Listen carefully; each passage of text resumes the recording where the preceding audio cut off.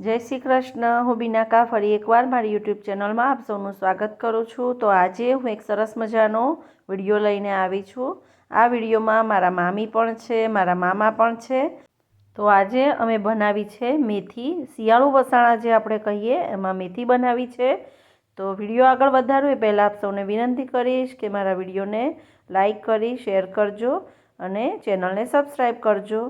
તો અહીં થોડું ઘી લઈ એને ગરમ કરી એમાં ગુંદરનો જે પાવડર આવે છે એને થોડો થોડો નાખતા જઈ અને ગુંદરને શેકતા જવાનો છે। બધો જ ગુંદર શેકાઈ જાય એટલે 2 થી 3 ચમચી જેટલો ઘઉંનો લોટ લઈ એને ધીમા તાપે શેકી એને અલગ લઈ લેવાનો છે।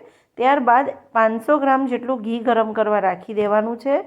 એક મોટી પરાતની અંદર છીણેલું કોપરું લગભગ 2 કાછલી જેટલું લેવાનું છે। ત્યારબાદ 100 ગ્રામ કાજુ, બદામ, ખસખસ, પિસ્તા અને અખરોટને પીસીને લેવાના છે।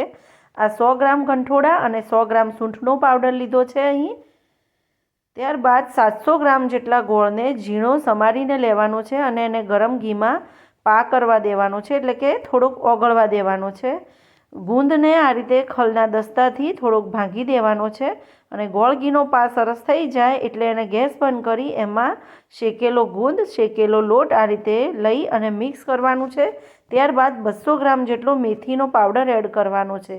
એ બધું મિક્સ થઈ જાય પછી ડ્રાયફ્રૂટ, કોપરું, સૂંઠ અને ગંઠોડાનું જે મિશ્રણ હતું એ એડ કરીશું અને બધું બરોબર મિક્સ કરી લઈશું।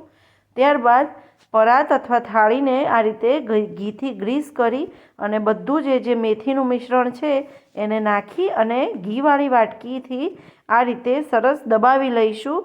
વાટકી ઉપર ઘી લગાવવાનું છે અને આ રીતે દબાવીને એને ફ્લેટ કરી દઈશું। ત્યારબાદ ઉપરથી ખસખસ, મગજતરીના બી, છીણેલું કોપરું, કાજુ અને બદામ ઉપર ભભરાવાના છે અને એને કટ કરી અને પછી આપણી મેથી તૈયાર થઈ જશે। તો આપને મારો આ વિડીયો કેવો લાગ્યો એ ચોક્કસથી જણાવજો। જય શ્રી કૃષ્ણ।